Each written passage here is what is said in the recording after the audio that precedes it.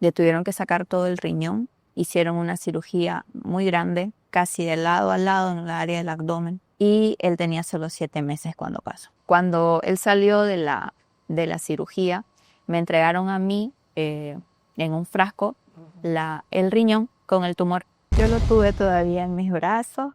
Un momento más me quedé ahí con él hasta que entró una de las enfermeras y me dijo que ya tenían que prepararlo, tenían que proceder a preparar su cuerpo y que ya la funeraria había llegado. Porque aquí en el hospital, lastimosamente, la cola es para absolutamente todo. Cuando me tocaba ecografía, la verdad, tener que levantarme 6 con mi hijo en brazos, salir con él, bajar a la cola, porque si no, no alcanzaba a tener ficha. Entonces, así fue que llegué, nunca pensé llegar a un hospital oncológico donde la realidad es durísima. Generalmente los niños, algunos no logran sobrevivir y pucha, es muy duro saber, peor cuando uno llega a encariñarse con ellos, entonces saber que tienen que partir. ¿Cómo se llama su niña? ¿Cuántos años tiene? Y digo, no, yo vengo a hacerme control. Y me dice, ¿usted? Y yo, sí, lo que pasa es que yo soy sobreviviente, entonces tengo que hacerme cada año los controles. Y me mira la mamá y me dice, ¿usted es sobreviviente?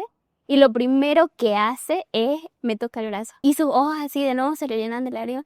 La persona que te está acompañando no tiene la culpa de tu enfermedad. La persona que te está acompañando está haciendo todo lo humanamente posible para que recibas un buen tratamiento, una buena atención. Los invito a ir a pasarse un día por el hospital oncológico, a darse una vuelta por los pasillos y ver la realidad que viven ahí las familias, los niños, y van a darse cuenta que realmente lo que uno pasa es...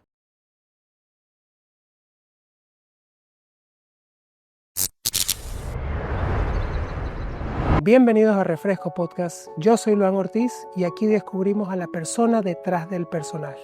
Antes de comenzar, no se olvide de darle like, compartirlo y suscribirse, por favor, porque es más del 70% de personas que nos ven no están suscritas.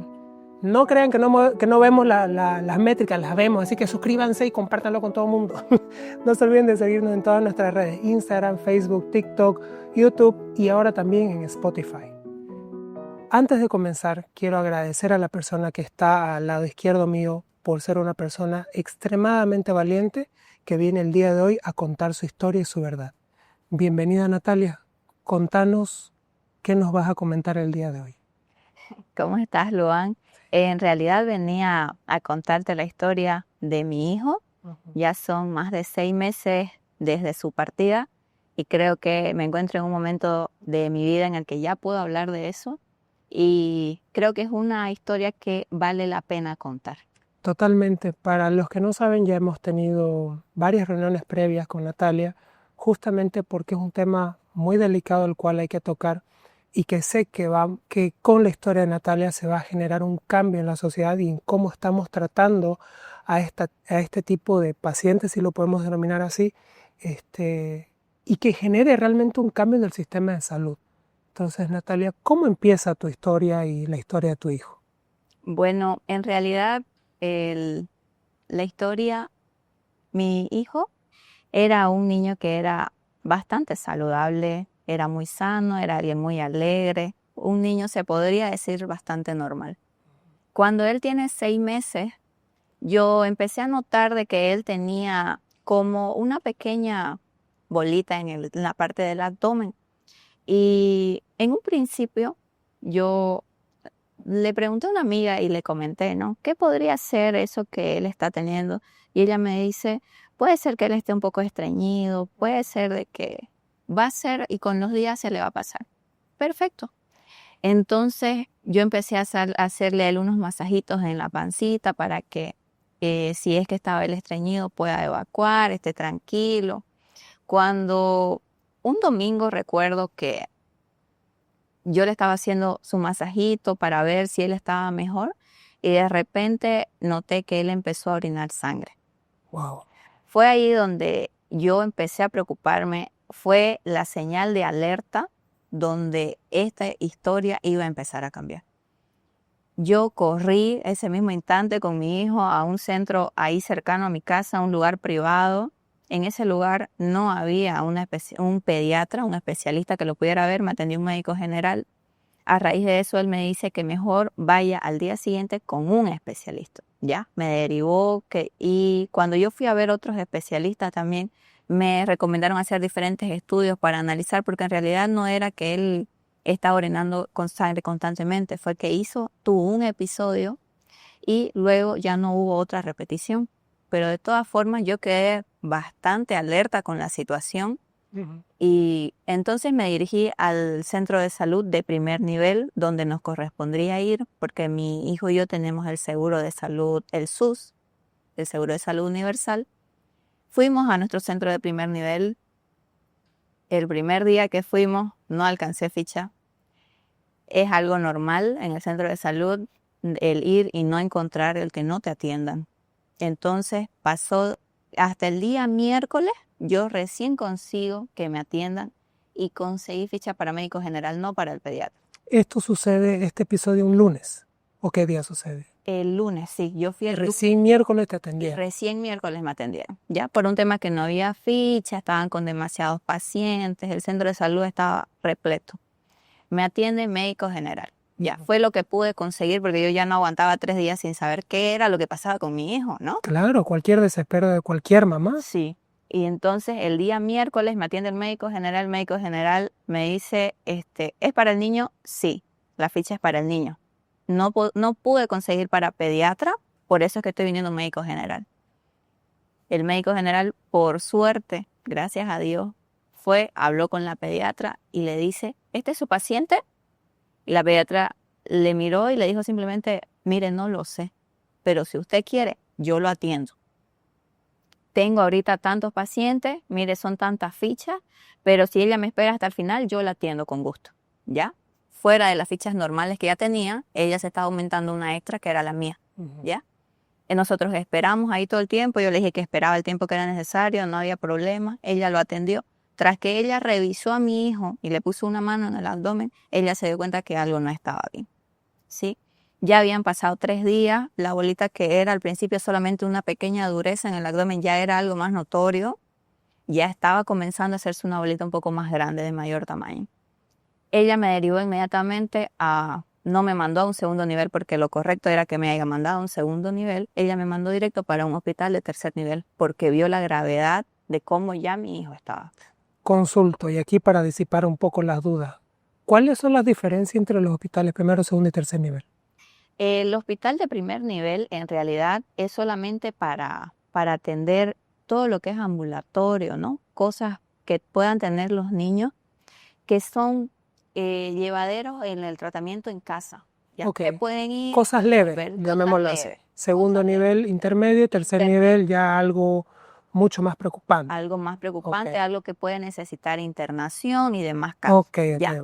Ella, por suerte, al centro de primer nivel donde yo fui, había un pediatra, porque hay centros que no lo tienen, ¿ya? Sí o sí, cuando hay algún caso específico, tienen que derivarlo a un segundo nivel donde puede también o no haber un pediatra, y de ahí recién lo mandan a un tercer nivel donde sí hay un pediatra especialista y hay pediatras especialistas en otras áreas también específicamente, ¿no? Me mandó para un tercer nivel donde yo cuando llego, para empezar, eso fue un miércoles, llego y me dieron la transferencia y me dicen en el hospital, usted tiene una transferencia para el gastroenterólogo, el especialista, ¿ya? Para que él termine de definir qué era lo que mi hijo tenía. Y me dice, pero el gastroenterólogo en este momento no está. Tuvo él un congreso en La Paz, tuvo que irse, no está atendiendo, mire, él va a volver el día lunes, ¿ya? No sabía qué hacer.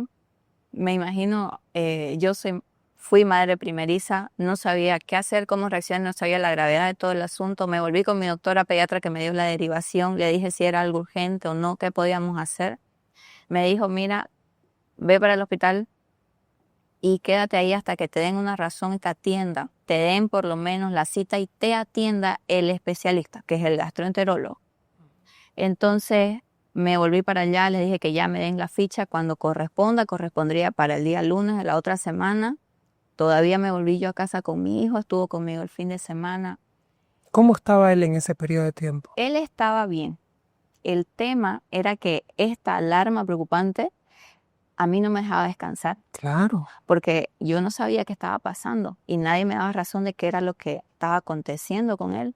La doctora ya tenía ella una idea de qué era, pero no se atrevió a darme un diagnóstico porque sin ninguna evidencia, sin ninguna imagen, ella no podía agarrar y alertarme y decirme qué era lo que él tenía. Totalmente. Entonces, el lunes, cuando me atiende el gastroenterólogo, vuelve de su congreso de La Paz, me logra atender. Él me dice, vamos a necesitar un estudio de imagen, es una ecografía. No la tenemos en este hospital, que es un hospital de tercer nivel que debería tener, y me manda para otro hospital. Mire, le doy la orden, váyase para otro hospital, que se la tomen la imagen y vuelve de nuevo con nosotros. Perfecto. No pensé que fuera algo grave, la verdad. Para todo el tiempo y las vueltas que estaba dando, yo me fui con calma para ese lugar, le tomaron la ecografía, volví al día siguiente. Cuando vuelvo al día siguiente me dice, mire, en este instante yo, ayer como usted ya vino, le hice reservar una cama y su hijo tiene que quedar internado en este momento. No sabemos cuánto tiempo, pero ya con la ecografía que usted nos trajo nos confirma aquello que nosotros estábamos sospechando, se tiene que quedar ya mismo. ¿Y qué te dijeron ese rato? Él estaba con una masa abdominal que todavía no estaba confirmada de dónde provenía, si estaba en el riñón, en el intestino, abdomen, en el estómago, en el hígado, ¿ya? Sí se veía la imagen en una ecografía, pero ellos tenían que hacer otros estudios para profundizar más y saber específicamente qué era lo que él tenía. Pero entendieron la gravedad del asunto. Entendieron la gravedad. Por eso fue que solicitaron la cama. Solicitaron la cama. La verdad no tenía mucho que hacer, que podía yo decirle, si me está diciendo que tiene que quedar internado, nos quedamos internados, no había llevado nada para poder quedarme, tuve que pedirle a un familiar mío que pase por mi casa, me trajera su ropa para él, sus pañales, su leche, estamos hablando de un niño de 6 meses, no me quedó mucho que hacer, me quedé ahí, eso fue un día lunes, pasaron los días y la verdad no se hacía absolutamente mucho con mi hijo. No estaba con suero, no estaba con absolutamente nada. Estaba en una cama, en una camilla, ahí esperando al estudio. Y fue algo desesperante. Para mí como mamá es una situación sumamente desesperante que no me sabían decir qué era lo que él tenía. Y al mismo tiempo estábamos esperando este estudio, que es una tomografía que tenían que hacerle, que no había en el hospital. Nuevamente me llevaron para otro lugar que teníamos que ir para que le pudieran hacer. Ahora, en este hospital estuvieron esperando a que se reunieran 1 o 2 personas para no ir por uno solo, porque nos tenían que llevar en una ambulancia al otro hospital, que era un poco alejado también cerca de La Pampa. Y tuvimos que esperar. El día miércoles recién tuvimos la imagen. Hicieron la tomografía, tuvieron que hacerla con contraste para poder analizar bien de dónde provenía la masa, de qué órgano estaba saliendo. Y el día miércoles, cuando le hacen la tomografía por fin, después de tantos días, es ahí donde se dan cuenta que la masa estaba saliendo del riñón. Okay. Y que debido a los días que ya habían pasado, esa masa estaba creciendo más. Cada día que pasaba estaba creciendo. Y en un principio creo yo que quisieron manejarlo de la forma más calmada posible conmigo, pero considero que me hicieron un mal porque ellos al preciso momento en el que confirmaron que era un tumor, debieron haberme dicho que nosotros teníamos que ir para el hospital oncológico, que es el hospital especialista en este tipo de casos. No que me tuvieron ahí todavía, todo hasta el fin de semana más, y recién el día lunes lograron ellos solicitar al oncológico un espacio. 5 días más. 5 días más. Y la verdad no me daban mucha razón de por qué. ¿Qué te decían? Me dijeron que era una masa, pero que aún necesitaban más estudios, que aún necesitaban saber más, que aún necesitaban determinar más cosas, más factores, ¿no? Yo la verdad estaba tratando de no desesperarme tampoco, ¿no? Tampoco perder el control, tratar de ¿Cómo mantener hacías? calma. ¿Cómo lidiabas con estas noticias sin que sea una noticia? O sea, que te dejen en el limbo. La verdad, mi hijo al ser tan pequeño, él era como si no tuviera nada. Él jugaba tranquilo como siempre, se mantenía como si no estuviera pasando nada y creo que eso de alguna forma me ayudó a mí a estar también en esta sintonía de que todo va a estar bien, de que no está pasando nada. Esto, bueno, si él tiene una masa, se la operarán y se acabará ahí y todo va a estar tranquilo. Y trataba de mantenerme así tranquila. Mi hijo también, él como tomaba pecho, yo lactaba, entonces no podía tampoco estarme estresando, estarme preocupando y demás cosas. Entonces, ya cuando llegó el día sábado, nosotros estábamos en el hospital de tercer nivel. Si yo llego a enterarme de las cosas fue porque hicieron un cambio de médico, vino otro doctor por el fin de semana y este doctor fue el que agarró, vio la tomografía y él fue el que me dijo, yo no sé cómo usted está aquí tranquila en esta camilla, me dijo, esperando cuando su hijo está en un tumor fase 4. ¿Qué? ¿Así te enteraste? Y así me enteré. Porque vino un doctor de reemplazo y me dijo a mí que está en lo más grave. Porque yo justamente a este doctor le dije, no entiendo por qué no me dan de alta si mi hijo está aquí sin absolutamente nada, sin suero, sin nada, solamente vienen y le miden el abdomen porque le medían el abdomen cada día para ver cuánto crecía o no crecía y no estaba nada más, y no estaba haciendo absolutamente nada más por mi hijo. Y él me dijo, a ver, lo voy a revisar, la tomó la tomografía y me dijo, yo no entiendo cómo usted está aquí tan tranquila si su hijo está con un tumor fase 4, aproximadamente por lo que puedo ver. Wow. Y fue entonces cuando yo me desesperé. Eso es negligencia médica total. Me desesperé un montón, llevábamos varios días ahí, no me habían sabido dar correctamente qué era lo que él tenía, yo no estaba enterada. Esto estaba para que el mismo día, miércoles, cuando hicieron la tomografía, me hayan derivado para el oncológico. Ya habíamos visto. Cuando yo hablo el día lunes con su doctor, él me dice, lo que pasa es que él tiene que ir para el oncológico, pero allá tampoco hay espacio. Y yo le dije, pero entonces, ¿qué es lo que estamos esperando? Yo, aunque sea, yo voy y hablo al oncológico y vemos qué podemos hacer. Buscar una solución. Buscar una solución, exacto. Y él me dice, lo que pasa es que yo ya llamé, ya pedí una cama ya, un espacio y no hay hasta ahora un espacio. En realidad ya lo solicité hace tiempo, me dice, pero no vemos hasta ahora una respuesta positiva por parte de ellos, seguimos esperando. Y yo le dije, o sea, me voy a quedar aquí en esta cama hasta que haya un espacio allá. ¿Qué es lo que está pasando? El tumor seguía creciendo cada día que pasaba. Y ya había pasado más de una semana. Y cuando yo hablé con él, él me dijo, mire, yo conozco a la jefa que está en este momento de la sala de pediatría en el oncológico. Mire, si quiere ahorita la puedo llamar. La llamó. Y ella le dijo, lo único que yo puedo hacer por ustedes es recibirlo a él en una de las camillas de emergencia, porque en sala no tengo disponible. Y no creo que se vaya a habilitar hoy tampoco. Hay una lista de espera en la que se lo puede colocar a él a que espere un lugar, pero lo único que yo puedo hacer por ustedes en este momento es recibirlo en emergencia. No me importó, la verdad, no entendí por qué me decían eso de que podían recibirlo por emergencia. En ese momento no lo entendí. Yo le dije que no había ningún problema. Me dijeron que iba a tener que pasar la noche en emergencia. Yo le dije que no había problema. Yo podía esperar hasta que se abriera una camilla. Se habilite. Hasta que se habilite un espacio. Me quedé en emergencia todo ese día, pero una vez ya nosotros llegamos al oncológico, en este otro hospital me habían pedido algunos marcadores tumorales para ya ir avanzando con aquellos estudios que tenían que hacerle. Cuando yo llego a emergencia me terminaron de solicitar los estudios de más marcadores tumorales. Hasta este momento, cuando yo llegué al oncológico, se imaginará que ya nosotros habíamos gastado mucho. Los estudios, la tomografía, por ejemplo, también tuvimos que aumentar un valor porque era con contraste. El contraste no lo tiene el SUS, no lo da. Ya yo había estado haciendo varios gastos y los marcadores tumorales los estuve haciendo por clínica privada, estuve haciendo todo por fuera. Cuando yo llegué al oncológico, me dieron el listado de los demás estudios que tenía que hacer. Yo ya fui viendo que yo ya no iba a poder con todo eso. ¿Hasta esa fecha tenés un monto aproximado de gasto que tuviste que pasar? No tengo un monto aproximado de gasto, pero sí recuerdo cuál fue el gasto que me acerqué al doctor y le dije, no voy a poder. Porque me dio una solicitud de una resonancia magnética que tenían que hacerle él y teníamos que tenerla antes de ingresar a cirugía.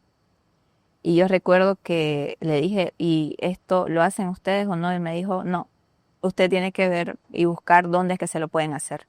Me dio varias direcciones de varios hospitales, hasta la clínica nuclear, en varios lugares, pero nadie lo realizaba. Cuando fuimos y preguntamos a la clínica privada, el precio solamente de esa resonancia estaba desde los 6.000 hasta los 15.000 bolivianos.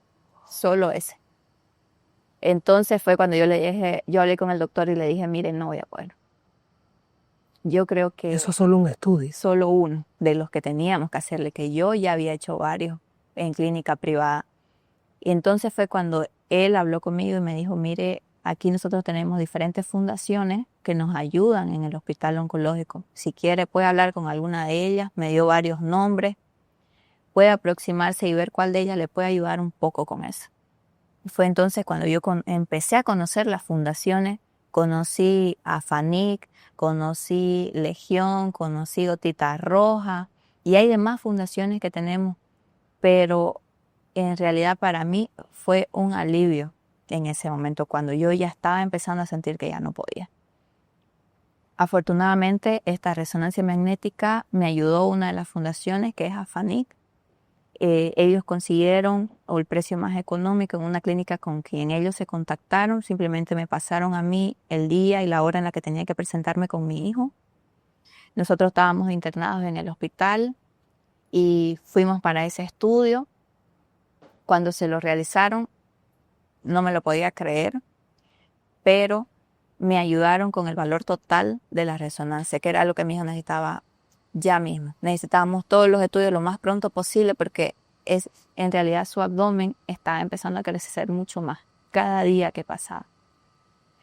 Ya cuando por fin conseguimos una cama, un lugar, me pasaron para arriba, sala, estuvimos en una pequeña cuna porque mi hijo era bien pequeño y él ya estaba cumpliendo los 7 meses cuando llegamos al oncológico y se imaginarán que era un niño que no entendía absolutamente nada de lo que estaba pasando. Todo el tiempo con suero, todo el tiempo lo estaban pinchando.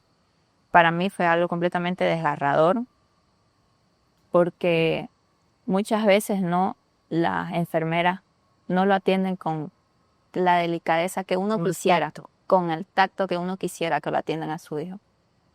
A cualquier persona, A ¿no? cualquier En realidad, persona. porque tampoco tuvieron tacto al decirte, este doctor cuando hicieron el cambio, tampoco tuvo tacto alguno a emitir su veredicto sobre qué es lo que pasaba con tu hijo o no. O sea, lo que hay que remarcar, el cero tacto que tiene en varias ocasiones el sistema de salud. Sí, el sistema debió ser un sistema resolutivo, ¿no? Debieron haberme dado soluciones de a poco en cada uno de los niveles por lo que nosotros estábamos pasando. Ya cuando llegamos al oncológico, recién ahí, después de los estudios que se hicieron, que te imaginarás que yo estaba, que no podía ni dormir. No, claro. Recién ahí es donde hacen una cita con la oncóloga encargada del caso de mi hijo, la psicóloga que tiene un psicólogo en el oncológico y el doctor, ¿no? El cirujano que en este caso iba a operar a mi hijo. Hicieron una reunión precisamente para decirme qué era lo que estaba pasando, ¿no? En esta primera reunión se imaginará que para mí, creo yo que me costó mucho aceptar aquello que ellos me estaban queriendo informar. Yo entiendo que quizá ya es difícil la situación, pero considero que los doctores también tienen que tener su manera de poder llegar a la persona. Porque el venir y decirme a mí que tienen que operarlo ya mismo, que él tiene que entrar lo más pronto posible, porque es un tumor que está avanzando, que posiblemente sea maligno, porque hasta ahí no estaba confirmado. Tenía lo que iban a proceder a hacer, que me informaron en esta reunión, era que le iban a extirpar todo el riñón derecho completo para que pudiera salir con todo el tumor completo y por ende la cirugía iba a ser grande. ¿Por qué? Porque tenían que sacar el tumor sin deshacerlo, ¿no? Sin sacarlo a pedazos, sino tenían que sacarlo completo. Le tuvieron que sacar todo el riñón, hicieron una cirugía muy grande, casi de lado a lado en el área del abdomen. Y él tenía solo 7 meses cuando pasó. Entonces era muy pequeño, habían riesgos, sí los habían, pero más allá de todo eso, el resultado, porque se lo iba a mandar a hacer un análisis, una biopsia a ese tumor, el resultado, dependiendo de ese resultado, nosotros íbamos a saber si era un tumor maligno o benigno. Un tumor benigno puede que reciba quimioterapia, pero no es tanto el tratamiento como el de uno maligno. En realidad, yo rezaba todas las noches porque el resultado de esa biopsia no sea un tumor maligno y que todo esto termine ahí en esa cirugía y que toda esta historia de terror acabe ahí, ¿sí? Nosotros teníamos que entrar a cirugía y se imaginarán que esos días ahí, para mí, de lo peor, estábamos esperando simplemente la cirugía. Cuando ya por fin se la hacen, yo no conseguí ni estar ahí quieta. En ese instante en el que salieron me dijeron que mi hijo necesitaba sangre y necesitaba plaquetas. Yo corrí para el banco de sangre, corrí, que traigan, que de una vez coloquen, que de una vez todo. Y cuando él salió, me dijeron que afortunadamente todo había sido con éxito, habían logrado extirpar todo, no tuvieron ninguna complicación. Lo único era que la cirugía era grande. Iba a estar de cuidado, iba a quedar en terapia intensiva y que iba a estar ahí hasta que él mejore. Y una vez esté mejor, se lo iba a pasar a sala y posiblemente se lo dé de alta. Cuando él salió de la cirugía, me entregaron a mí en un frasco el riñón con el tumor y ganglios linfáticos también, porque ya estaba saliendo del riñón. Debido a los días, ya estaba avanzando y había llegado a algunos ganglios y me los entregaron también para poder mandar al laboratorio. Yo le pregunté si también hacían eso ahí, la biopsia. Me dijeron que sí lo hacen, pero que tarda demasiado. Tarda unos 6 meses. Y lo que necesitaban era que esos resultados tenerlos lo más pronto posible. ¿Por qué esa demora, no? Tenían demasiadas biopsias, es demasiada gente la que tienen ahí atendiendo y el cirujano me dijo a mí claramente, mire, necesitamos rápido ese resultado. Yo les recomiendo, váyase con eso a una clínica privada y que se lo saquen lo más pronto posible. Tuve que ir para una clínica privada, tuvimos que pagar, que le hagan la biopsia, salí en 30 días, un mes. Y ese mes creo que fue el último tiempo tranquilo que tuvimos con mi hijo porque cuando salió de terapia intensiva nos dieron de alta. Afortunadamente todo estaba bien, nos fuimos para la casa, estuvimos tranquilos esperando esos resultados. La verdad fue un alivio tenerlo en mi casa nuevamente, olvidarnos un poco de estar en el hospital, que vivimos en el hospital desde que lo internaron. Pero lastimosamente me llamó la doctora que los resultados ya habían salido, ya los habían mandado para el oncológico a su oncóloga correspondiente. Ella ya los había revisado y que tenía que reunirse conmigo inmediatamente para iniciar el tratamiento. Yo me voy a reunir con ella, saco cita, me atiende y me explica que lastimosamente el peor pronóstico que podía pasar era lo que estaba pasando. Era un tumor maligno, era un sarcoma de células claras en el riñón derecho, un tipo de tumor extraño en un niño menor a 1 año. Mayormente los niños tienen tumor de Wills, que es un tumor que mayormente es benigno, le extirpan, hacen una que otra quimio y nada más. Mi hijo no.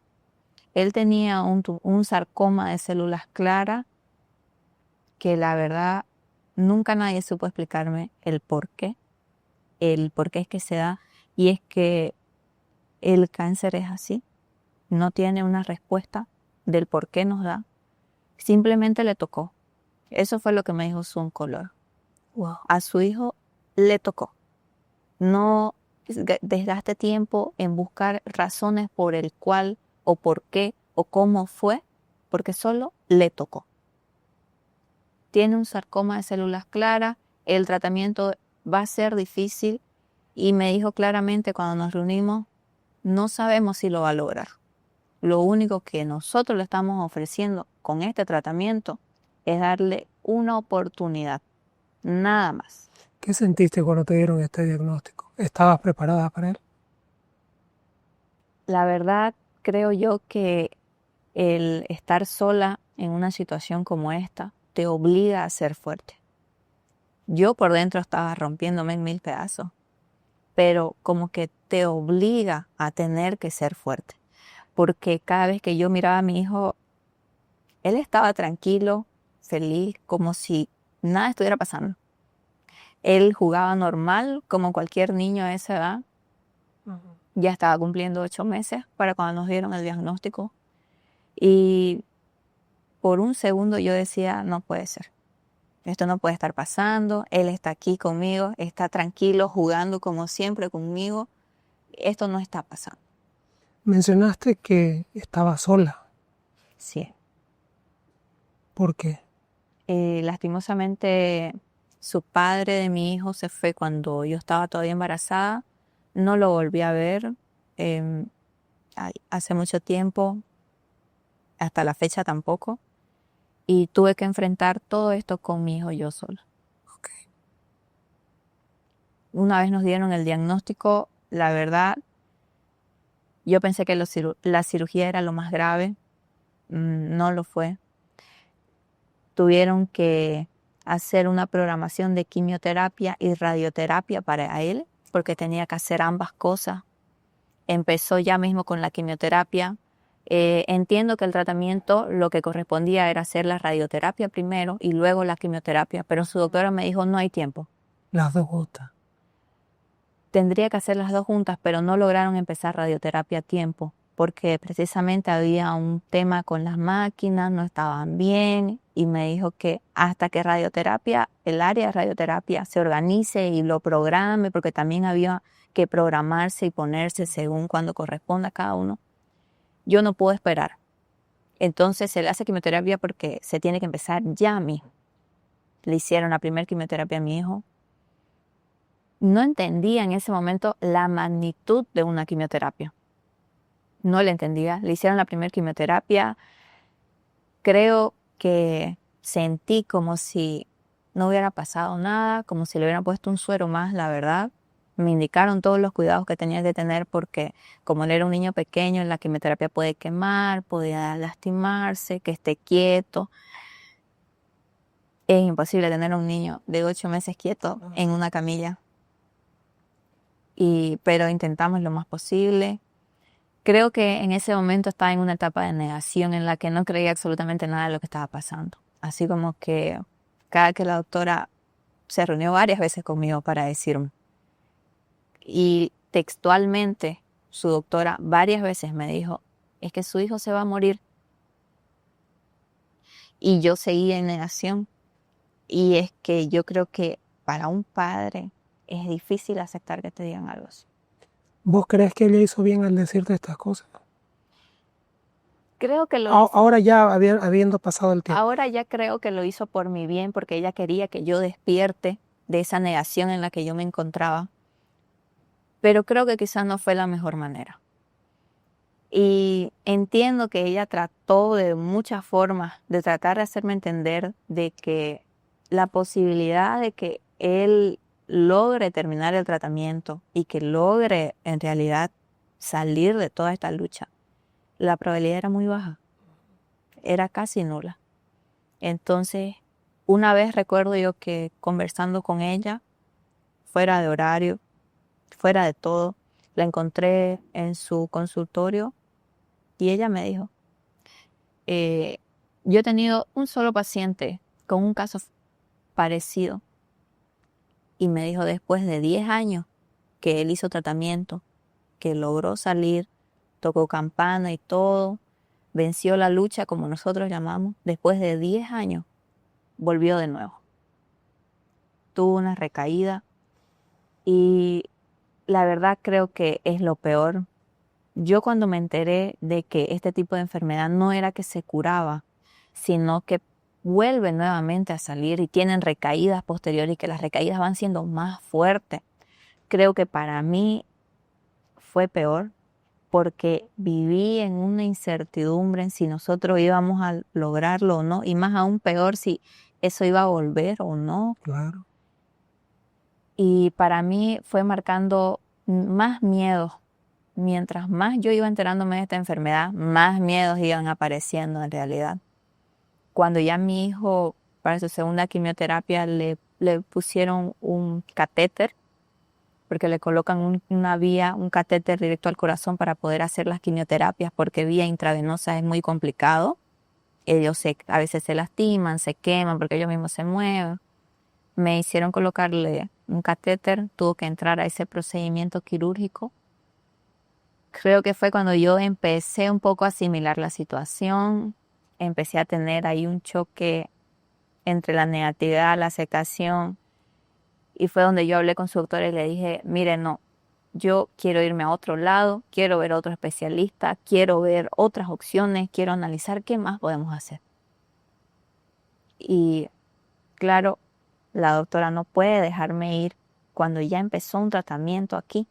Claro. Y ella me dijo, quizá no de la mejor manera, pero ella trató de decirme de que no puede hacer eso. Yo le dije, yo me voy a donde yo tenga que irme, al país que yo tenga que irme, yo me voy. Y ella me explicó de que usted no puede agarrar y abandonar un tratamiento así y irse.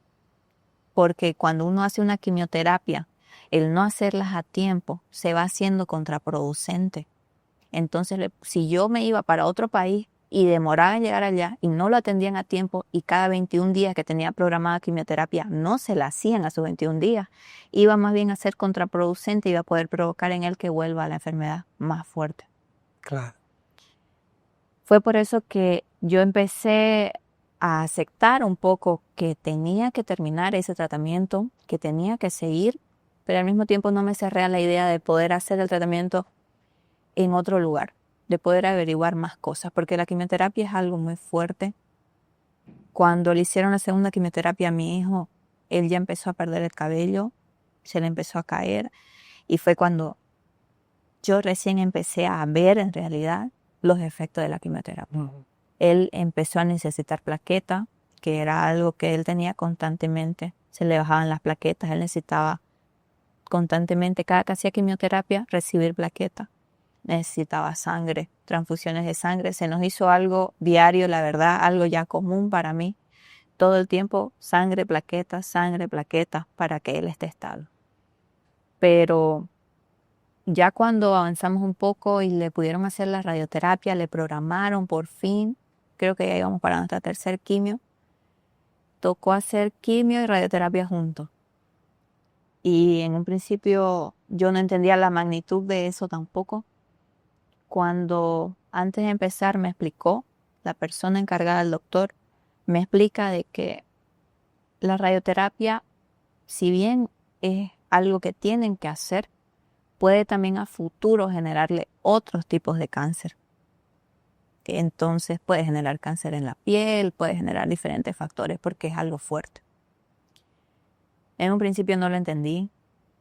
Tuvimos que hacer los estudios en una clínica privada porque tenían todavía mal la máquina de radioterapia.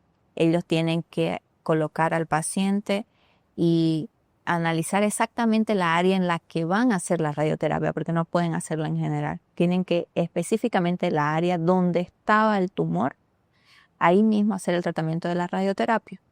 Entonces ese análisis de cálculo no lo estaban pudiendo hacer. Me mandaron para una clínica privada. Uh-huh. Tuve que apoyarme igual por otra fundación para que me colaboren en poder hacer esos estudios y tuve que poder coordinar con la ambulancia. La ambulancia, lastimosamente, no es un servicio que uno pueda disponer cuando uno quiera. Solamente tiene una ambulancia el hospital oncológico y hay como que dividirla ahí. Hay veces en las que me tocaba salir con mi hijo y no había ambulancia y tenía que salir y tomar un taxi con mi hijo en brazos. Entenderá que era un niño de 8 meses, con el suero, con él en una mano, suero en la otra mano, con sus cosas, el bolsón, su ropa. Sola. Y a veces tocaba, porque hay estudios que no tiene el hospital oncológico, como la centelografía, por ejemplo, que es un estudio para ver si tienen en los huesos, ¿no? Alguna masa extraña en los huesos. Tengo que ir para otro hospital. Si tocaba hacer otro estudio, yo tenía que salir. Y muchas veces no se logra coordinar con la ambulancia. Entonces, para mí era difícil. Aparte de eso, cuando logramos hacer la radioterapia, tener los estudios para que la primera radioterapia creo que fue bastante tranquilo. Pensé que todo el tratamiento de radioterapia iba a ser así. No lo fue. Llegó cuando estábamos por la tercera radioterapia, más o menos, que él tenía que hacer una diariamente. Él debe entrar a la máquina con anestesia, bajo anestesia. Y yo no sabía los riesgos de que él tenga que estar bajo la anestesia. Cuando hicimos todos a la tercera radioterapia, él estaba con una pequeña tos.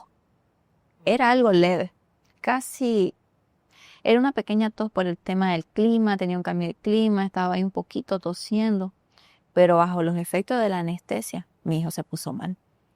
La anestesista tuvo que interrumpir a media radioterapia y entrar y sacarlo a mi hijo porque no estaba respirando.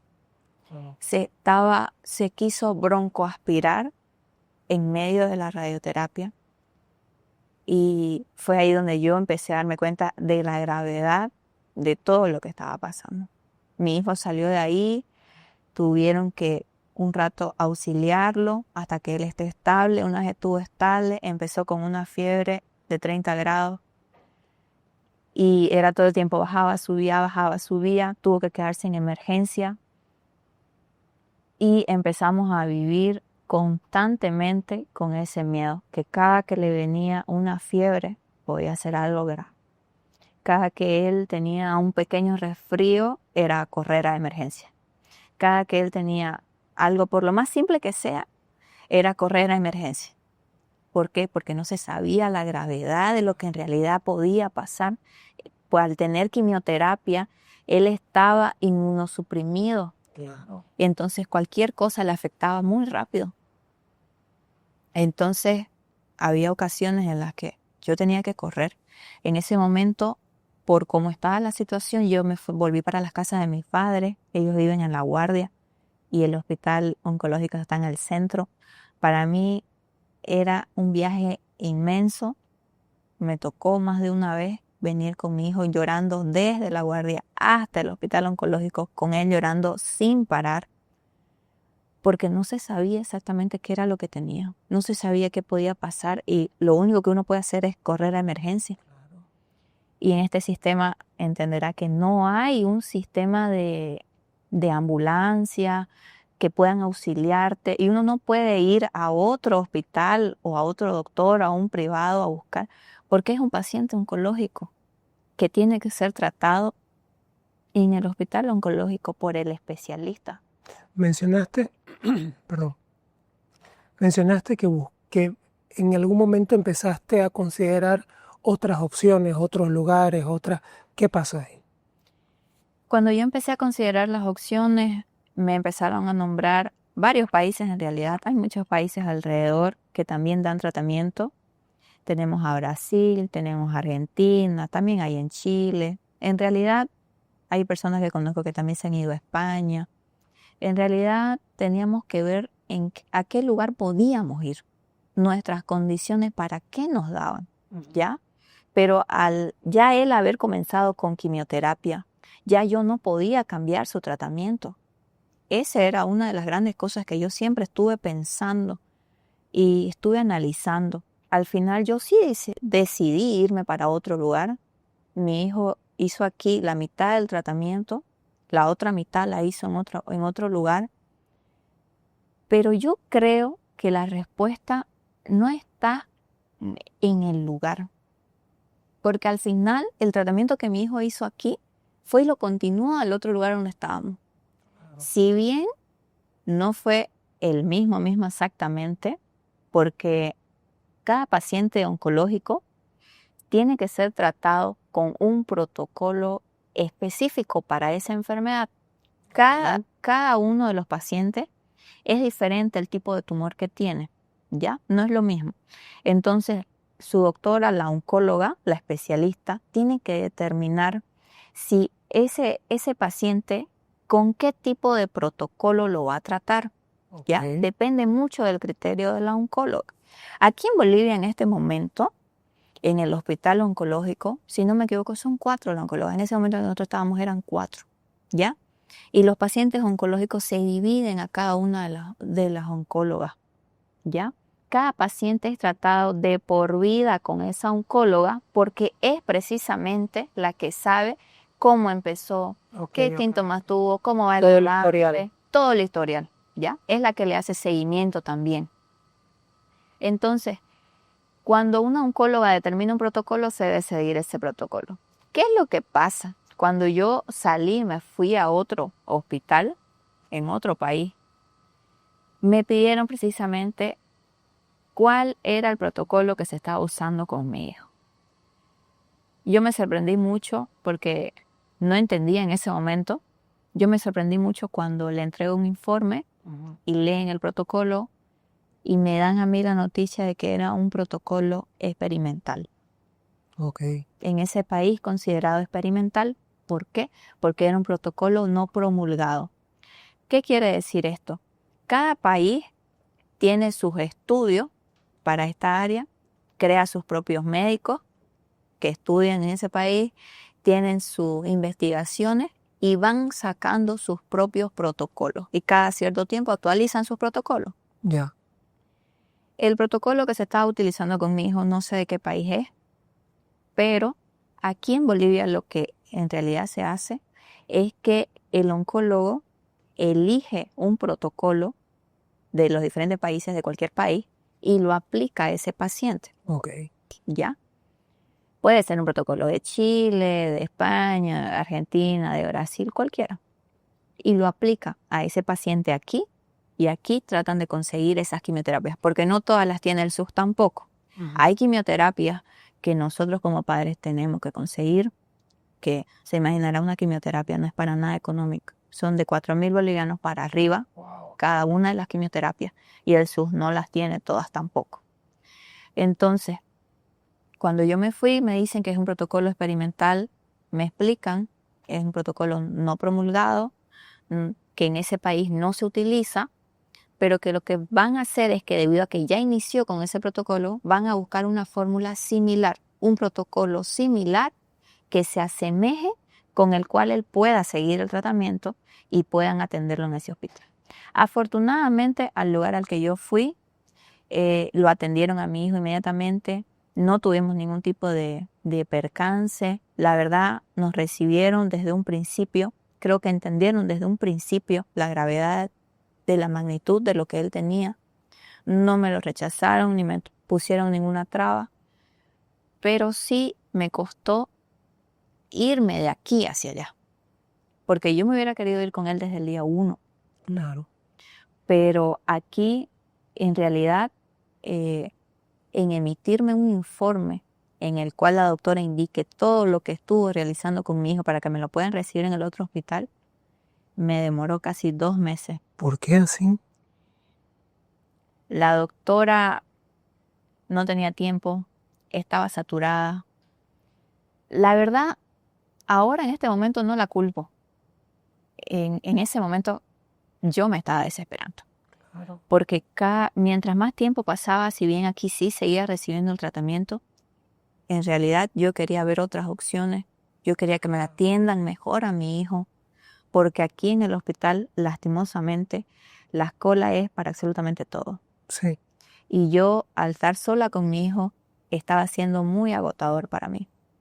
Cuando me tocaba ecografía, la verdad, la cola era 7 de la mañana, tener que levantarme 6 con mi hijo en brazos, salir con él en brazos, bajar a la cola, porque si no, no alcanzaba a tener ficha. Que si tenía que ir a la farmacia, bajar a la cola de la farmacia para pedir los medicamentos del SUS, que no los tenía todos tampoco. Y entonces entramos en un peregrinaje. ¿Por qué? Porque te dan cierta cantidad de la receta que pide el doctor y el resto uno tiene que conseguirlo. Y es donde empezamos. Todos los días lo mismo. Hay una receta por día, uno va al SUS, no le entregan todo y va y empieza. Una fundación, lo tiene, no lo tiene, completó la receta, no. Va por la otra fundación, lo tiene, no lo tiene, completó la receta, no. Va para la otra fundación.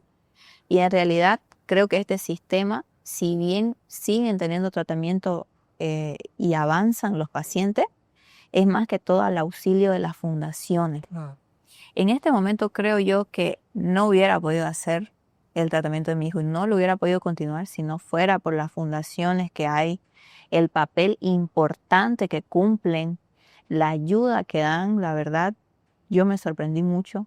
Es mucha la ayuda que dan las fundaciones, porque en sí el SUS no logra abastecer. no, totalmente. Todo. Con lo que estás comentando y mencionando es imposible prácticamente. Es imposible. Una vez estás en este país, empiezan el tratamiento, ¿qué sucede después? Bueno, no empiezan, continúan con el tratamiento y ¿qué sucede después? Continuó con el tratamiento. En realidad, el cambio fue completamente abismal. Ya no tenía esta fatiga, ya no tenía este agotamiento. Me dediqué directamente solo a cuidar a mi hijo. Allá sí tuvimos más calma, pude disfrutarle un poco más a mi hijo, que era lo que yo quería. Pudimos pasar más tiempo juntos, pudimos dedicarnos un poco más.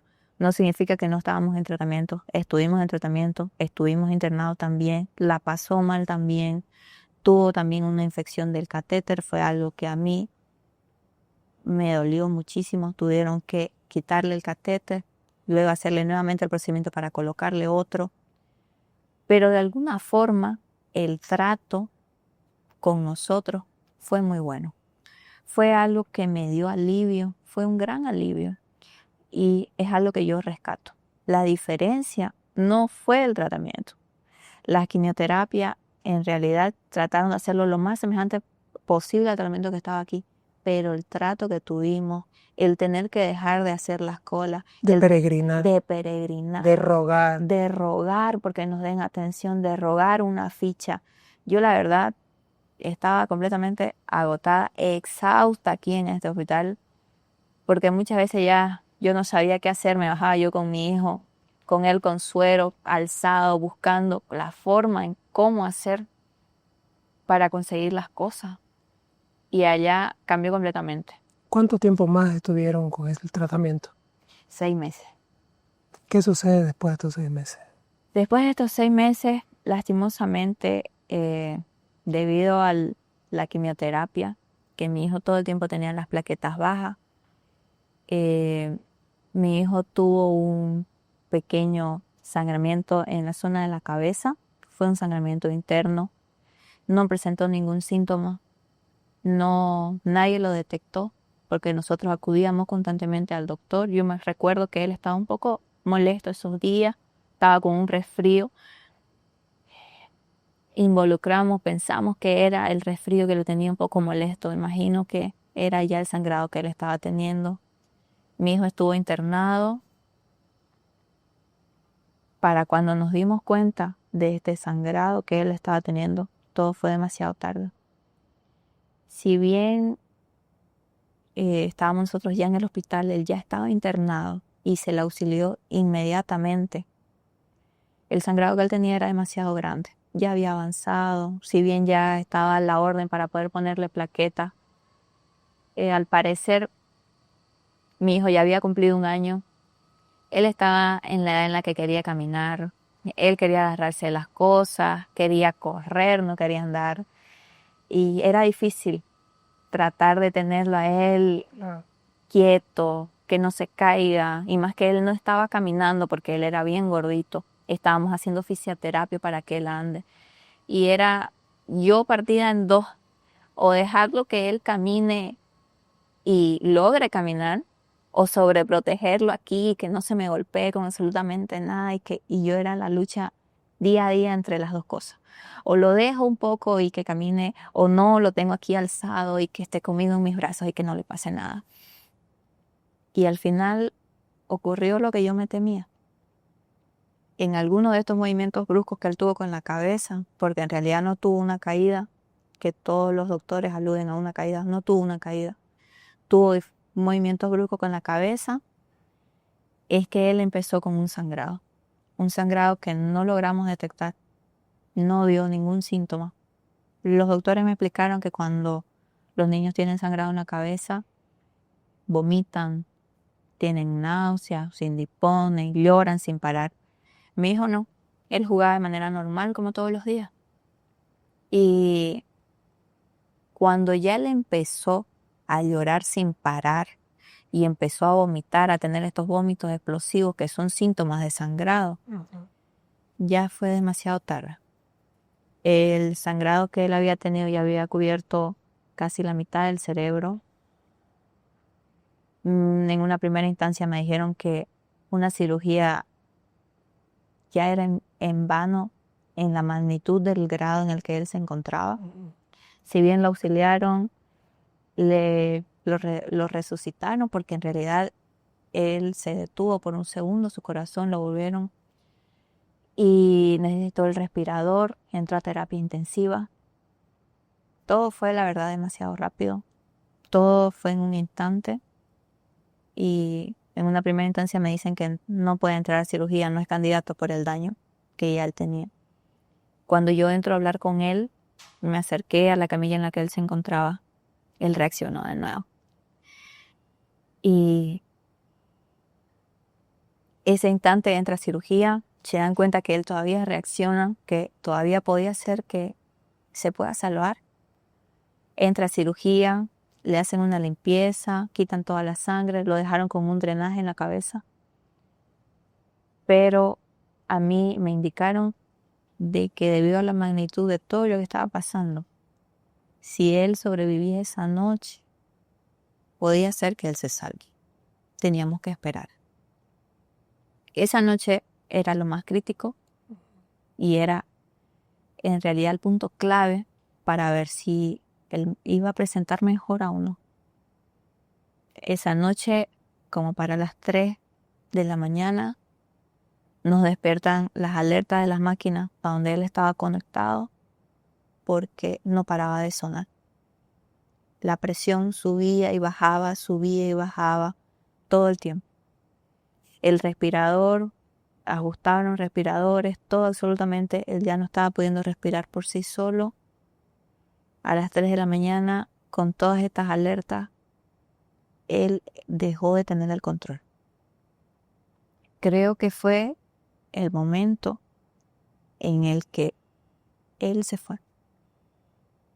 Pero su cuerpo seguía ahí, su corazón siguió latiendo y nosotros seguimos ahí intentando hasta el último instante y hasta el último segundo, aunque creo yo que fue el momento en el que él se fue. En algún momento en todo este periodo de crisis, ¿te enojaste con Dios? Esa noche, antes de que pase, yo agarré y le hablé y yo estaba muy molesta. Y yo recuerdo que le dije que por qué me estaba haciendo eso a mí. Si él sabía cómo soy yo, él me conoce mi corazón, él sabe que yo iba a llegar a donde sea que yo tenga que llegar, a donde sea que yo tenga que ir, a la puerta que yo tenga que tocar, al país que yo tenga que ir, así tenga que ir andando, yo iba a llegar para buscar la cura de mi hijo. ¿Por qué él nos estaba haciendo esto? Que por qué él me estaba abandonando. Porque antes de esa noche, a mí me informaron que si él despertaba, él no iba a despertar. Él iba a despertar en un estado vegetal y lo más positivo que podía pasar era que él despierte y no camine. Cuando nos había costado tanto tiempo hacer caminar a mi hijo, nos costó mucha fisioterapia, nos costó tanto. Él fue feliz caminando y no caminó más que, creo que 2 días que él estaba caminando y pasó todo esto. Fue por eso que yo me enojé y yo le dije que por qué estaba haciendo todo esto. Yo ya empecé a buscar opciones porque me entenderá que uno como madre lo último que pierde es la esperanza. Yo empecé a buscar opciones, hospitales que se especializaran en casos como el de mi hijo, que quedaran en estado vegetal y ya solamente habían opciones en Estados Unidos. Y yo empecé a analizar qué podíamos hacer, cómo podía conseguir la visa, cómo podríamos hacer para nosotros irnos, cuando en realidad ya no estaba viendo lo que estaba pasando. Mi hijo ya no estaba reaccionando. Desde el día siguiente, la doctora que ingresó me explicó que ellos iban a iniciar un protocolo por muerte cerebral. ¿Qué significaba esto? Que en los próximos 3 días iban a venir 3 diferentes doctores a analizarlo, a hacer las pruebas para determinar si ya había tenido él una muerte cerebral o seguía con nosotros. Estos próximos 3 días, se imaginará que fueron días de silencio para mí. Fueron días en los que, si bien hablé mucho con Dios, también fueron días en los que los doctores ingresaban a la sala de mi hijo y me preguntaban, ¿qué quiere hacer usted hoy? ¿Qué quiere que hagamos con él hoy? Si usted tendría que despedirse, ¿cómo se despediría? ¿Crees vos que te lo decían esto como para ir trabajando tu parte psicológica para el momento de? Sí. A mí me trajeron a una psicóloga que estuvo ahí conmigo cada día, estuvo hablando conmigo. Hubieron doctores que vinieron, que yo les pedí que coloquen el dibujo que mi hijo miraba, colocaron su dibujo animado favorito, le ponían las canciones que nosotros escuchábamos juntos. E incluso una doctora que vino y hizo un dibujo de su manito con pintura, lo colocaron en un portarretrato y me lo entregaron. Yo en una primera instancia me molesté un poco y yo le dije, no, yo no necesito eso. Nosotros vamos a salir de esto. Y la doctora a mí me dijo, yo solamente se lo estoy dando por si acaso, para que usted lo guarde. Hasta en eso tuvieron el reparo de poder ser empáticos, pues. ¿Qué pasa después de todo esto? Al tercer día, en la mañana, yo hablé con la doctora y le pedí más tiempo. Yo le dije que mi hijo podía despertar, estaba en un coma inducido, pero existen casos en los que despierta. Yo tengo fe, él va a despertar y necesito más tiempo. Yo necesito que le dé más tiempo a que su cerebro recupere, a que él reaccione. Y fue cuando se sentaron conmigo y con la psicóloga y me explicaron de que si en 3 días él no ha tenido ningún tipo de reacción, ya no va a reaccionar. Y que todos esos estudios que ellos están haciendo, solamente los están haciendo para comprobar y corroborar que definitivamente el cerebro ya no está teniendo ningún tipo de respuesta. Ese día lo único que faltaba era una ecografía, una imagen del cerebro, donde se iba a verificar que ya ninguna de las venas estaba teniendo sangre en su cerebro. Y como corresponde todo, después de ese diagnóstico, ellos iban a proceder a desconectarlo. Porque lo que pasa cuando uno muere es que el cerebro deja de funcionar y luego el corazón se detiene. Pero en este caso, como él estaba conectado a las máquinas y él estaba en constante atención porque estaba en terapia intensiva, Sí, su corazón no se detuvo. Su corazón siguió. Y a pesar de que su presión subía y bajaba y subía y bajaba, ellos lo tuvieron y lo mantuvieron estable todo el tiempo, al pendientes de él. Se me preguntó qué era lo último que yo quería hacer. Pedí que le diéramos un baño y me preguntaron si yo quería estar presente al momento que lo fueran a desconectar.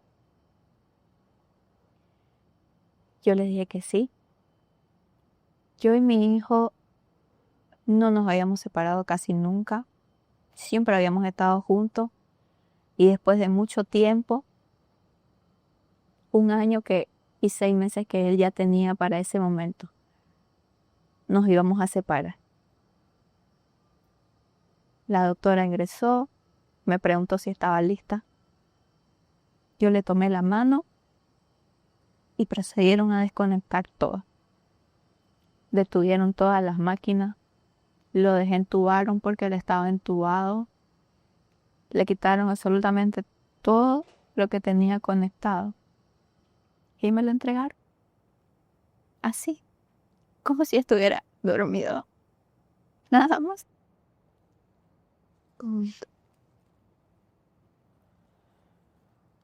Yo lo tuve todavía en mis brazos.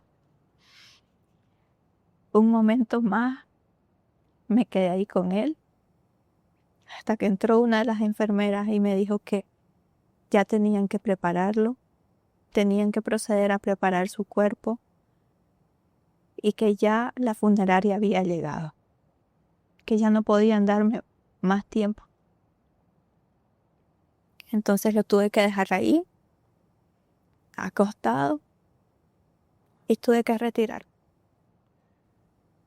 Gracias por esta historia de reflexión y de garra. Sos una mamá increíble. Y te quiero hacer unas preguntas finales. ¿Por qué el día de hoy estás contando tu historia? ¿Y qué cambio querés generar en nuestra población? El día de hoy yo me estoy animando a contar la historia porque siento que hay muchas personas que pasan por situaciones así difíciles y muchas veces no saben qué hacer. Así como yo, no tienen ningún tipo de experiencia y no saben a quién recurrir, ni cómo tienen que proceder, ni a qué lugar deben ir. Y en este camino he conocido a muchas personas que también han estado en situaciones un poco similares y que hasta ahora tenemos contacto. Si hay alguna forma en la que uno se puede ayudar muchas veces, es escuchando a la otra persona, sabiendo escuchar, dándole un consejo. Muchas veces. A mí me hubiera gustado mucho, en el tiempo que yo estuve sola con mi hijo, haber tenido a esa persona que esté ahí, que me escuche, que me sirva de desahogo, haber tenido una persona que me apoye, que no me haya dejado sola. Porque en realidad creo yo que la mayor dificultad de todo esto fue que tuve que estar yo sola con él. Sí. Hubiera querido disfrutarlo mucho más tiempo. Lastimosamente no se pudo. Tuvimos que despedirnos pronto, pero creo yo que hice lo que más pude yo hacer. Hasta donde me fue humanamente posible, hasta donde yo podía llegar. Hasta ahí yo llegué. ¿Hubiera querido hacer más? Sí. ¿Hubiera querido? Claro que sí lo hubiera hecho. Quizás si hubiera tenido más apoyo. Quizás si hubiera tenido otra perspectiva, o si hubiera conocido más sobre esta enfermedad, si hubiera conocido más a qué medios podía recurrir desde un principio. Quizás las cosas podrían haber sido diferentes, al menos un poco mejor. Podría haberlo disfrutado más a mi hijo, porque esta vida en el hospital, intrahospitalaria, es complicado. Es muy difícil. Y hay madres hoy en día que siguen en ese camino, porque mi hijo se fue, pero hay madres que continúan en esta lucha, a veces 10, 15, 20 años, con niños que siguen luchando, porque es una enfermedad para toda la vida, que puede volver en cualquier momento. Entonces, en realidad, yo quería hacer mucho notar el tema del sistema, la falla que tiene. La precariedad. La precariedad, porque yo creo que lo que más uno necesita cuando se diagnostica con este tipo de enfermedad es el apoyo. Es que a uno le den las condiciones para que por lo menos uno pueda disfrutar a su hijo, por lo menos el poco tiempo que a uno le queda. No perderlo en una fila, buscando, peregrinando en un lugar, en una fundación, en otra, sino disfrutarlo el poco tiempo que a uno le queda. Donde la vista, los cócteles, la experiencia, todo tiene otro nivel. Esto es Cielo Bar desde el piso 33 en Green Tower, Santa Cruz, el punto más alto de la ciudad.